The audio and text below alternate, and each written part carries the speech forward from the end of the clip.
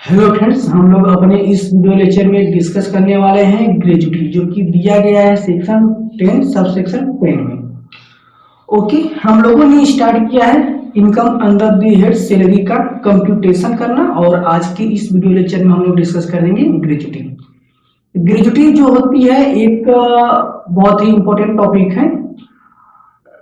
देखिए, सबसे पहले आप समझिए ग्रेजुटी होता क्या है। ग्रेजुटी नॉर्मली आफ्टर रिटायरमेंट के बाद एम्प्लॉयर के द्वारा अपने एम्प्लॉय को एक लमसम अमाउंट का पेमेंट किया जाता है। ठीक है, देखिए यहाँ पर क्या लिखा है कि gratuity is a retirement benefit given by the employer to the employee in consideration of past service की मतलब पास्ट में एम्प्लॉय ने अपने एम्प्लॉयर को सर्विसेज प्रोवाइड किया था, उसके बदले में उसका एम्प्लॉयर आफ्टर रिटायरमेंट एक लमसम अमाउंट का पेमेंट करता है, जिसे हम ग्रेजुटी कहते हैं। और section 10 sub section 10 deal with exemption from gratuity income. कहा गया एक एम्प्लॉय को जो भी ग्रेजुटी रिसीव्ड होगा ना, उसका कुछ पोर्शन हम एग्जेम्प्ट कर देंगे, और फिर उसके बाद जो रिमेनिंग पोर्शन बचेगा वो हमारा टैक्सेबल पोर्शन हो जाएगा, जो कि जिसे हम सैलरी हेड में टैक्सेबल करेंगे। लेकिन एक बात और समझिए कि such exemption can be claimed by a salaried assessee. ठीक है, अगर एक एसएससी को अपने एम्प्लॉयर से ग्रेजुटी रिसीव्ड होगा, वही ग्रेजुटी सेक्शन 10 सब सेक्शन 10 में कवर की जाएगी, और अदर ग्रेजुटी को हम यहाँ कवर नहीं करेंगे। जैसे एक एलआईसी को, ठीक है, अगर एक एलआईसी से अगर किसी एजेंट को ग्रेजुटी रिसीव्ड होती है तो वह सेक्शन 10 सब सेक्शन 10 में कवर नहीं किया जाएगा। Gratuity received during the continuation of service, means कि जब एम्प्लॉय सर्विसेज प्रोवाइड कर रहा है अपने एम्प्लॉय को, उसी समय ग्रेजुटी रिसीव्ड होगा, उसका हम टैक्स ट्रीटमेंट क्या करेंगे। केस बी हमारा है ग्रेजुटी रिसीव्ड आफ्टर रिटायरमेंट या डेथ या टर्मिनेशन ऑफ सर्विस। तो कहा गया अगर ग्रेजुटी रिसीव्ड की जा रही है एम्प्लॉय के द्वारा ड्यूरिंग कंटिन्यूएशन ऑफ सर्विस, तो full amount of gratuity is taxable in the hand of employee, both government employee या नॉन गवर्नमेंट एम्प्लॉय। मीन्स कि अगर एक गवर्नमेंट एम्प्लॉय को भी ड्यूरिंग कंटिन्यूएशन ऑफ सर्विस अगर ग्रेजुटी रिसीव्ड होती है, तो उस फुल अमाउंट टैक्सेबल हो जाएगा उसके एंड में, और नॉन गवर्नमेंट एम्प्लॉय के केस में भी फुल अमाउंट टैक्सेबल हो जाएगा, कोई भी एग्जेम्पशन नहीं दिया जाएगा। लेकिन अगर ग्रेजुटी रिसीव्ड हो रही है eight the time of termination of service, यानी टर्मिनेशन ऑफ सर्विस या रिटायरमेंट ऑफ सर्विस या डेथ ऑफ द एसएससी के बाद अगर ग्रेजुटी रिसीव्ड हो रही है, तो हम देखेंगे कि ग्रेजुटी रिसीव्ड हो रही है वह क्या गवर्नमेंट एम्प्लॉय को रिसीव्ड हो रही है या अदर देन गवर्नमेंट एम्प्लॉय को रिसीव्ड हो रही है। अगर एक गवर्नमेंट एम्प्लॉय को टर्मिनेशन के समय ग्रेजुटी रिसीव्ड होती है, तो वह फुल अमाउंट क्या हो जाता है, in the hand of government employee exempt हो जाता है। ठीक है, full amount exempt from tax under section 10 sub section 10। Government employ हम किसे कहेंगे। गवर्नमेंट एम्प्लॉय में कहा गया है आप सेंट्रल गवर्नमेंट की एम्प्लॉय को इंक्लूड कर लीजिए, स्टेट गवर्नमेंट की एम्प्लॉय को इंक्लूड कर लीजिए, और लोकल अथॉरिटी के एम्प्लॉय को इंक्लूड कर लीजिए, और इसके बाद जो एम्प्लॉय बचते हैं वह नॉन गवर्नमेंट एम्प्लॉय कहे जाएंगे। मींस कि गवर्नमेंट एम्प्लॉय में केवल सेंट्रल गवर्नमेंट की एम्प्लॉय आएंगे, स्टेट गवर्नमेंट की एम्प्लॉय आएंगे एंड लोकल अथॉरिटी के एम्प्लॉय आएंगे। इसके बाद सभी चले जाएंगे अपना अदर एम्प्लॉय में, जैसे स्टैट्यूटरी कॉर्पोरेशन के एम्प्लॉय जो होते हैं वह अदर एम्प्लॉय में कवर होंगे। अदर एम्प्लॉय के केस में, अदर एम्प्लॉय के केस में भी हम दो कैटेगरी में इनको डिवाइड करेंगे। पहला कैटेगरी हमारा वो बनेगा जो कि covered by the payment of gratuity act 1972, ठीक है, मतलब कोई एम्प्लॉय है जो कि इसमें कवर्ड होता है, और एक एम्प्लॉय है जो कि not covered by the payment of gratuity act 1972। तो कहा गया अगर कोई एम्प्लॉय जो कि कवर्ड हो रहा है पेमेंट ऑफ ग्रेजुटी एक्ट 1972 में, उसमें जो उसका जो हम एग्जेम्पशन अमाउंट कैलकुलेट करेंगे इस तरह से कैलकुलेट करेंगे। कहा गया in the case, in such case minimum of the following shall be exempt from tax. क्या? Actual gratuity received, maximum limit बता दिया गया है 20 lakh rupees and 15 days salary based on last drawn salary for each completed years of service or part thereof in excess of 6 months। अगर एक non government employee को gratuity मिला है और वह एम्प्लॉय कवर्ड होता है under the payment of gratuity act 1972 में, तो हम देखेंगे कि उसे एक्चुअल में ग्रेजुटी कितना मिला हुआ है। मैक्सिमम लिमिट जो कि 20 लाख रुपए बता दी गई है, फिर उसके बाद 15 डे सैलरी जो कि बेस्ड होगा लास्ट ड्रॉन सैलरी, रिटायरमेंट के समय eight the time of retirement उसे कितने रुपए महीने सैलरी मिल रहा था। 1 महीने की हम सैलरी लेंगे, उसको उस सैलरी को मल्टीप्लाई कर देंगे हम 15 डेज सैलरी से।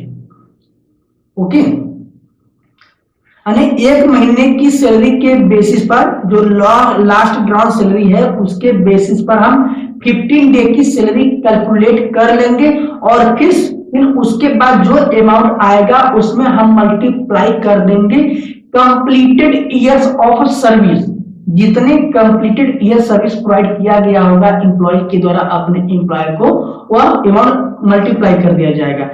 और इन एक्सेस ऑफ 6 मंथ, यहाँ दिया गया ना part thereof in excess of 6 month. अगर सपोज करिए कोई एम्प्लॉय है, उसने अपने एम्प्लॉयर को 25 इयर्स 6 मंथ सैलरी प्रोवाइड, मतलब सर्विस प्रोवाइड किया, तो इस केस में कंप्लीटेड इयर्स ऑफ सर्विस कितना लेंगे? 25 इयर्स लेंगे। अनदर केस, उसने 25 इयर्स 7 मंथ सर्विसेज प्रोवाइड किया, कितने इयर्स लेंगे? 26 ईयर लेंगे।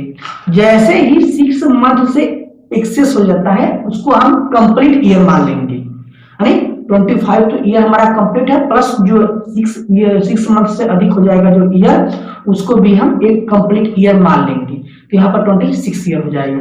और 6 मंथ या 6 मंथ से कम रहेगा तो उसको हम इग्नोर कर देंगे।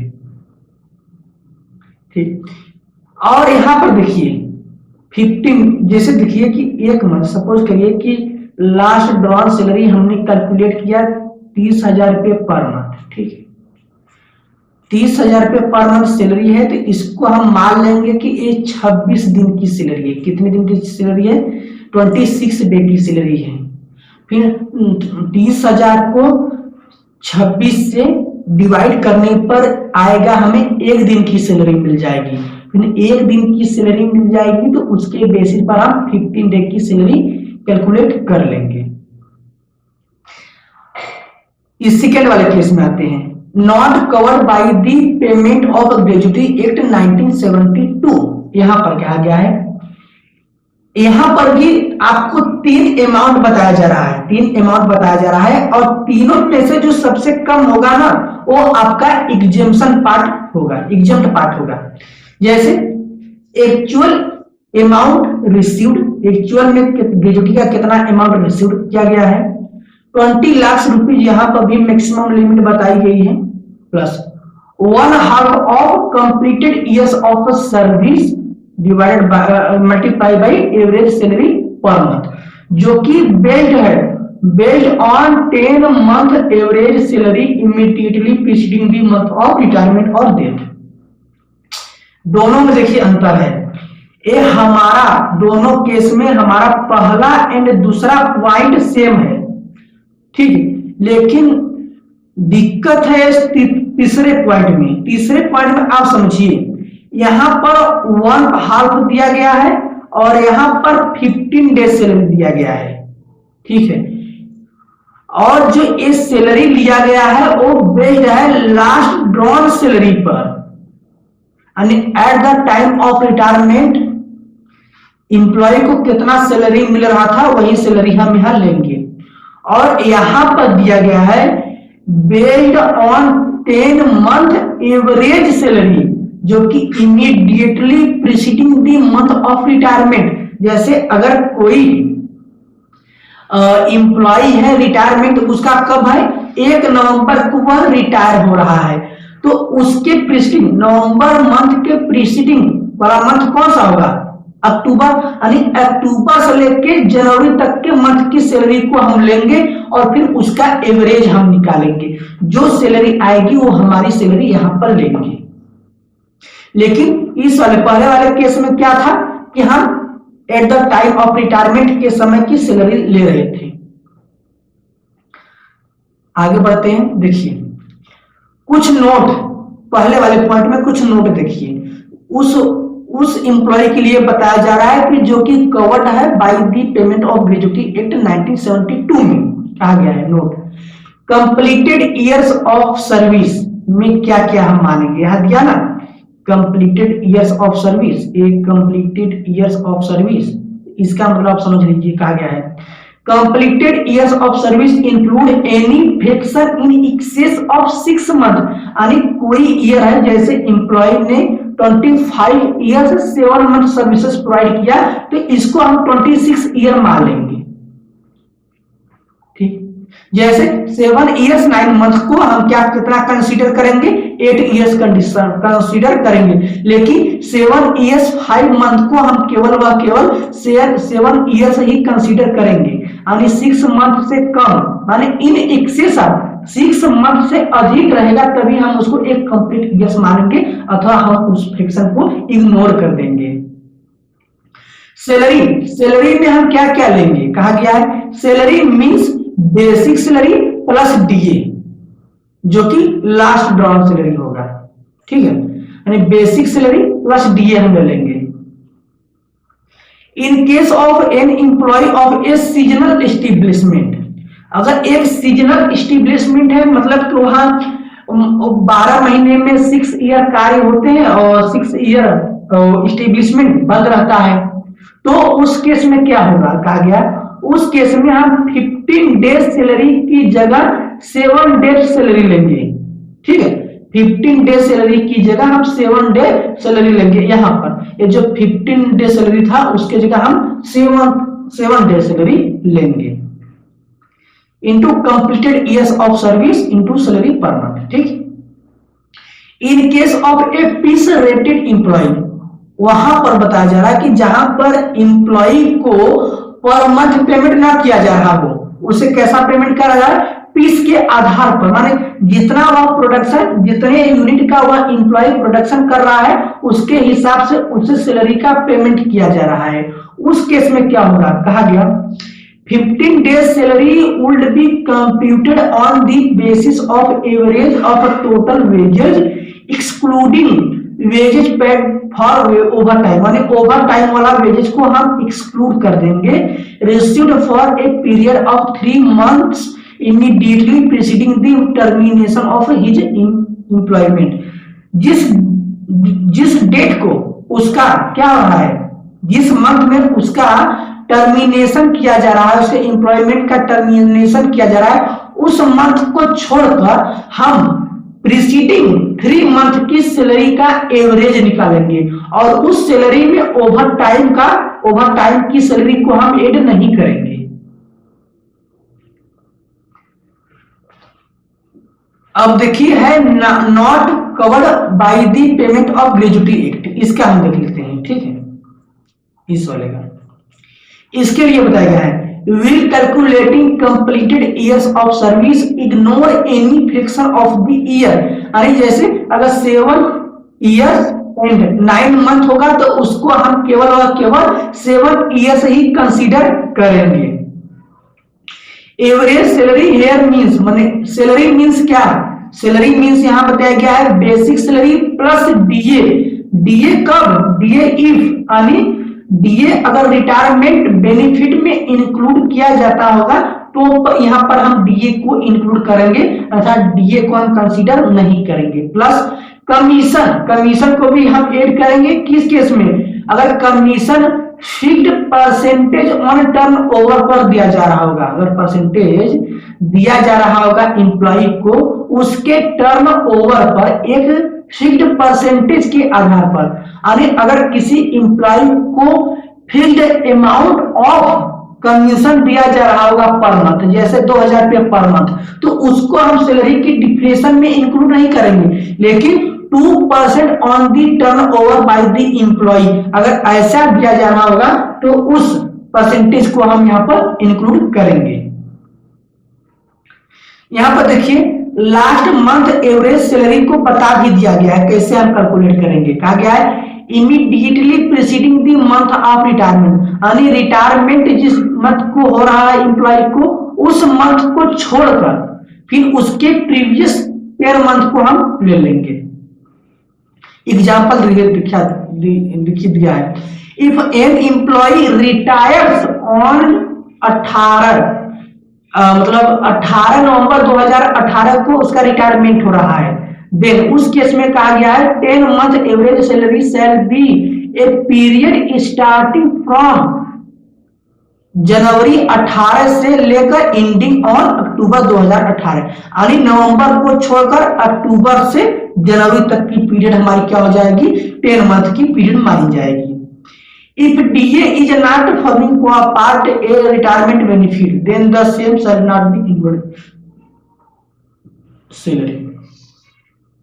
तो दोनों में क्या अंतर आप देख लिया, covered by the payment of gratuity act 1972 में हम यह प्रोविजन अप्लाई करेंगे, and not covered by the payment of gratuity act में हमारा यह प्रोविजन अप्लाई होगा। आप क्या क्या डिफरेंट है इसको भी आप अच्छे से केयरफुल होकर देख लीजिए। कहाँ के यहाँ एक डीए में डिफरेंट है हमारा, यहाँ पर डीए के लिए कोई कंडीशन नहीं बताई गई है, डीए रिटायरमेंट बेनिफिट में इंक्लूड किया जाता हो या नहीं किया जाता हो इसको हम लेते हैं।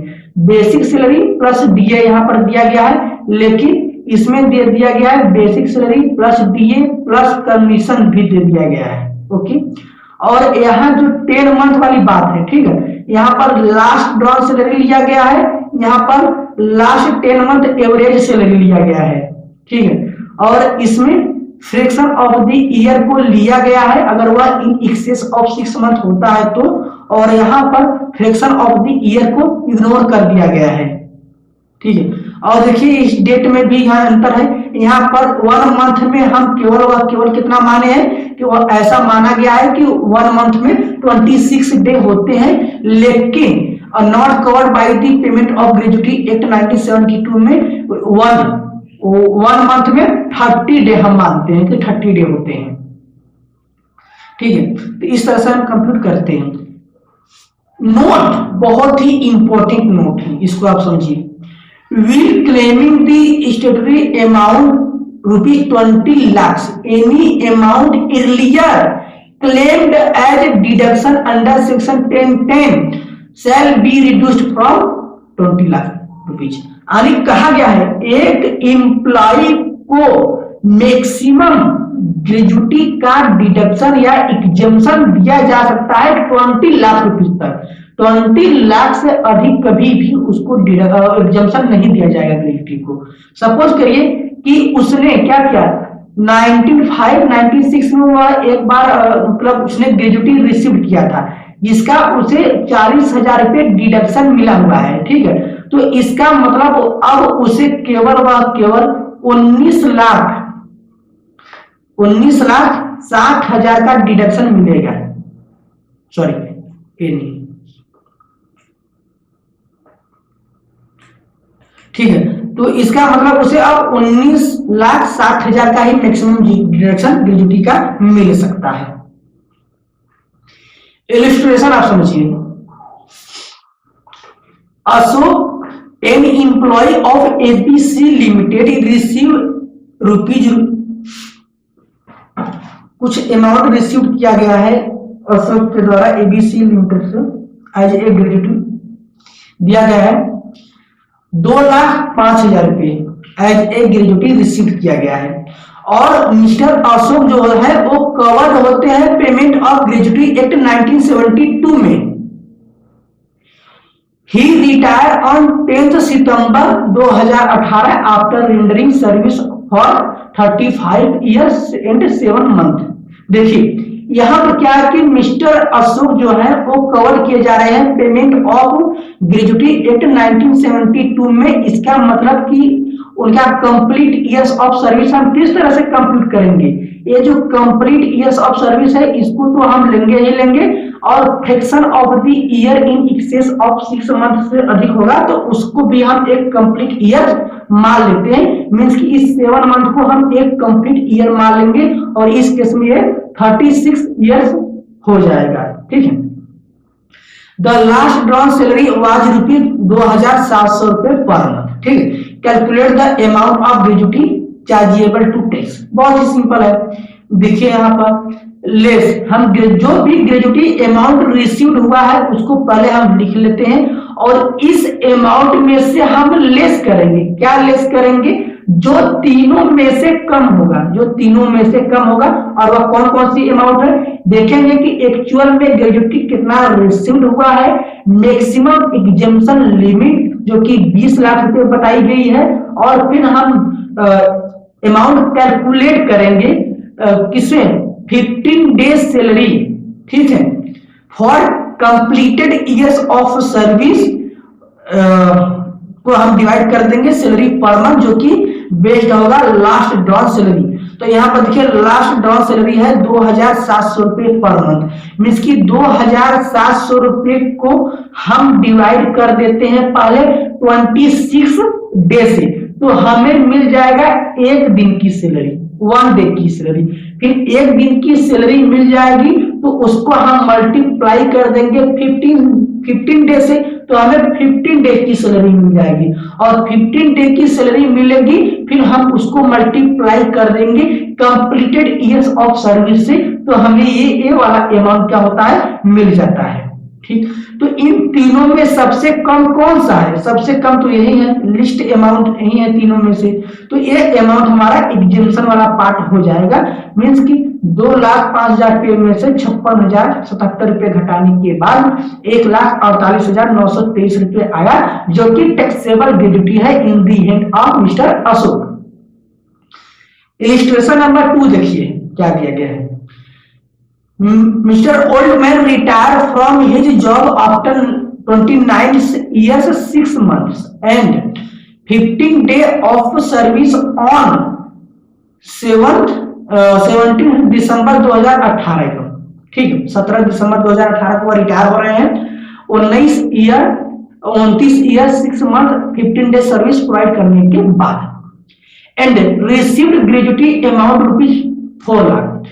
His salary at the time of retirement was basic salary 6,000 रुपये पर मंथ दिया गया है। डियरनेस अलाउंसेस 1,200 रुपये per month. House rent allowances दिया गया है 2,000 रुपये पर मंथ। तो ग्रेजुटी का कंप्यूटेशन करने में हाउस रेंट अलाउंसेस का कोई भी हमने नहीं देखा कि इसका हाउस रेंट अलाउंसेस का कहीं प्रयोग किया जाता नहीं किया जाता। ठीक। कमीशन ऑन टर्नओवर, हाँ कमीशन ऑन टर्नओवर को हम कंसीडर करेंगे। Commission on profit commission on profit नहीं, कमीशन ऑन केवल टर्नओवर पर कंसीडर करते हैं। ठीक है। एक फिक्स्ड कमीशन पर मंथ दिया गया हो तो उसको हम नहीं लेते हैं, या कमीशन ऑन प्रॉफिट दिया गया हो तो उसको भी हम नहीं लेते हैं। ही गोट एन इंक्रीमेंट ऑन 1/4/2018 को of ₹1,000 per month in basic. बहुत लोचा होने वाला है। Turn over achieved by SSC 1 lakh रुपए पर मंथ, यानी 12 लाख रुपए उन्होंने क्या किया है 1 ईयर में 12 लाख रुपए का टर्न ओवर उन्होंने किया है। Calculate his taxable gratuity if he is a government employee. Government employee के केस में कहा गया है अगर गवर्नमेंट एम्प्लॉय को आफ्टर रिटायरमेंट ग्रेजुटी रिसीव्ड होती है तो गवर्नमेंट एम्प्लॉय के केस में वो क्या हो जाता है फुली एग्जेम्प्ट हो जाता है, तो गवर्नमेंट एम्प्लॉय का तो कुछ लोचा ही नहीं है, ठीक है। लेकिन कहा गया है इसमें हमें कैलकुलेट करना है non government employee not covered by the payment of gratuity act. हमने पिछला इलस्ट्रेशन कैलकुलेट किया था employee covered by the payment of gratuity act, लेकिन यहां पर है not covered by the payment of gratuity act. देखिए देखिए इसके लिए क्या क्या होगा, ध्यान से समझिएगा।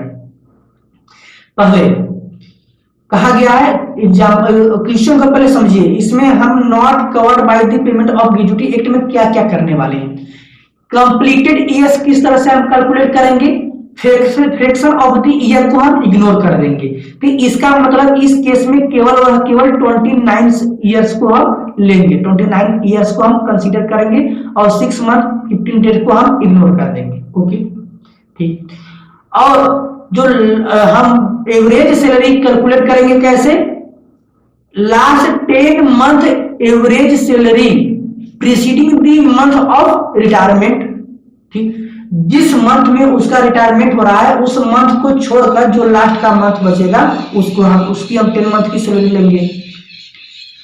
और his salary eight the time of retirement was 6,000 रुपये पर मंथ थी eight the time of retirement. लेकिन कहा गया है इसमें कुछ इंक्रीमेंट हुआ है। कब से इंक्रीमेंट हुआ है, 1 अप्रैल 2018 को इसमें इंक्रीमेंट हुआ है, यानी 1 अप्रैल 2018 से पहले उसे 5,000 रुपये सैलरी पर मंथ मिल रही थी और 1 अप्रैल 2018 के बाद उसे 6,000 रुपये पर मंथ सैलरी मिल रही है, आप ध्यान रखिएगा। और not covered by the payment of gratuity act में जब हम सैलरी का कंप्यूटेशन करेंगे तो उसमें बेसिक सैलरी हम लेंगे, डीए इफ डीए अगर रिटायरमेंट बेनिफिट में कंसीडर किया जाता होगा तो डीए को भी हम ले लेंगे, plus percentage on fixed percentage on commission on turn over उसको भी हम लेंगे। तो आइए कैलकुलेट करते हैं। पहले हम क्या कैलकुलेट करते हैं, पहले हम लास्ट 10 मंथ एवरेज सैलरी ही कैलकुलेट कर लेते हैं। देखिए लास्ट 10 मंथ एवरेज सैलरी हम कैलकुलेट करते हैं। सैलरी में क्या क्या हम लेंगे, बेसिक सैलरी लेंगे, डियरनेस अलाउंसेस लेंगे, कमीशन ऑन टर्न ओवर लेंगे। तो हमें पता है यहां दिया गया है 1 अप्रैल को इंक्रीमेंट हो रहा है 1,000 रुपए का, मतलब 1 अप्रैल से लेकर नवंबर तक 6,000 रुपये पर मंथ उसे सैलरी मिल रही थी और फरवरी एंड मार्च में उसे 5,000 रुपये सैलरी मिल रही थी। टोटल बेसिक सैलरी उसे 58,000 रुपया मिला। अब डीए डियरनेस अलाउंसेस क्वेश्चन में क्लियरली बता दिया गया है कि एम्प्लॉय को 1,200 रुपये पर मंथ 1,200 रुपये पर मंथ डियरनेस अलाउंसेस दिया जाता है। इस हिसाब से 10 मंथ का 12,000 रुपया आ गया। और कमीशन के लिए बोला कि 1% कमीशन दिया जाता है on the turnover by the employee, और turnover by the employee कितना है पर मंथ, 1 लाख रुपए। तो 1 लाख रुपए पर 1% कितना आएगा, 1,000 रुपये पर मंथ उसे मिल रहा है कमीशन। तो ठीक है, तो इनको हम ऐड कर देते हैं तो 80,000 रुपये 10 मंथ की हमको सैलरी मिल जाती है। और जब इसका एवरेज निकालते हैं तो 8,000 रुपये पर मंथ हमें सैलरी मिल जाती है। अब एक्चुअल ग्रेजुटी रिसीव हुई है 4 लाख रुपए, एक क्वेश्चन में गिवन है, और मैक्सिमम लिमिट जो है 20 लाख रुपए, ये भी क्वेश्चन में मतलब ये हमको पता है। अब क्योंकि एम्प्लॉय जो है वो not cover under the payment of gratuity act में आता है, इसलिए उसका हम लेंगे 1/2 of the completed years of service multiply by the average salary. ठीक, तो 1/2 कर देंगे, इसका कर देंगे 1/2, ये 8,000 रुपये का। ठीक, 8,000 का 1/2 कर देंगे तो आएगा 4,000 रुपये, और 4,000 को जब हम मल्टीप्लाई कर देंगे 29 ईयर्स से तो मिल जाएगा 1,16,000 रुपये हमें।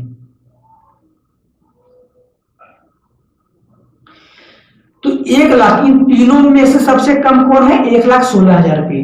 तो 1,16,000 रुपये हमारा एग्जाम्प्ट हो जाएगा। तो टैक्सेबल ग्रेजुटी कितनी बचेगी in the hand of mister Oldman, 2,84,000 रुपये। तो इस वीडियो लेक्चर में हमने डिस्कस किया है ग्रेजुटी के बारे में, और ग्रेजुटी से रिलेटेड सभी पॉइंट को हमने यहाँ पर डिस्कस किया है। एक पॉइंट और है कि सपोज करिए डेथ, एसएससी की डेथ हो जाती है, डेथ के बाद अगर उसे ग्रेजुटी मिलेगी तो वह ग्रेजुटी किसके हेड में टैक्सेबल होगी, किस हेड में टैक्सेबल होगी, क्योंकि डेथ होने के बाद तो एसएससी अब है ही नहीं, तो उसे तो अब ग्रेजुटी वो मिलेगी नहीं, तो उसके लीगल हियर को मिलेगी। ठीक है, और लीगल हियर के हेड में वह gratuity income under the head other sources में टैक्सेबल की जाएगी। ठीक, और सैलरी हेड में उसके हेड में टैक्सेबल नहीं की जाएगी।